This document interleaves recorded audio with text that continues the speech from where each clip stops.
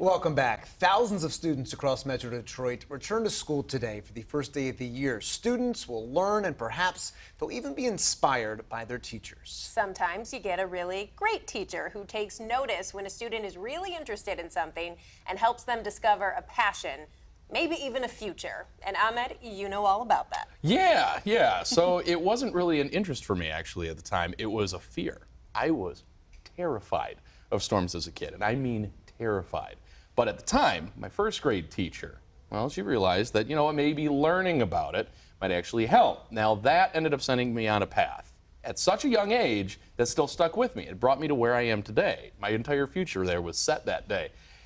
I wouldn't be here if it wasn't for that teacher. And after a few decades of waiting and finally being able to find her then, I had a chance to sit down with her and tell her the two most important words that I'd been waiting to say. Thank you.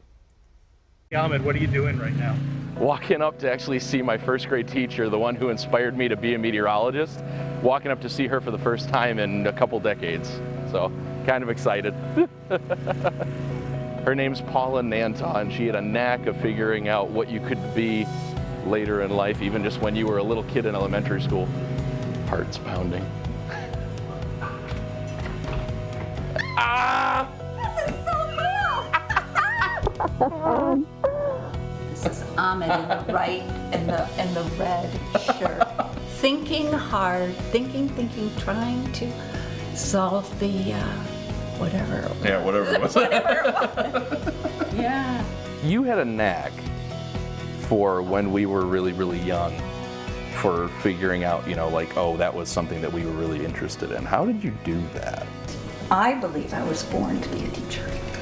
If there was a spark, or if there weren't any sparks, Yep. I had to learn from the children what was happening with them and where their curiosities were going. So where's Ahmed? Ahmed is right here. So this is a conversation I've wanted to have for a very, very long time. Okay. You are the reason that I'm on this path. You're the reason I became a meteorologist. And I owe not just my career to you, but the whole path that I was on from the inspiration you gave me. A lot of what I am started by the spark that you helped create all the way back in that classroom at Hague. So what do you hear? What do you think when you hear that?